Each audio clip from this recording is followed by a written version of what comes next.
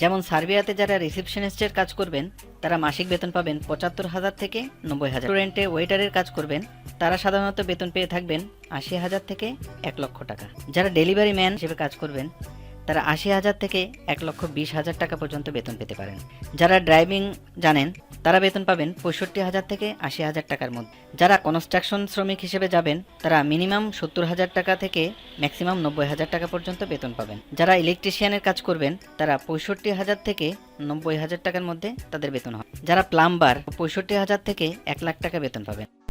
যারা অর্থাৎ রান্নাবান্নার কাজ করবেন তারা ৭০,০০০ টাকা থেকে ৯০,০০০ টাকা পর্যন্ত বেতন পাবে। যারা কৃষি কাজ করবেন তাদের বেতন হবে ৬৫,০০০ টাকা থেকে ৮০,০০০ টাকা। যারা বিভিন্ন কারখানায় কাজ পাবেন তারা সাধারণত ৭০,০০০ টাকা থেকে ৯০,০০০ টাকা পর্যন্ত বেতন পেতে পারেন। আর যারা অটোমোবাইল সার্ভিসিংয়ের কাজগুলো করবেন তারা সাধারণত ৮০,০০০ টাকা থেকে ১,২০,০০০ টাকা পর্যন্ত বেতন পেতে পারেন।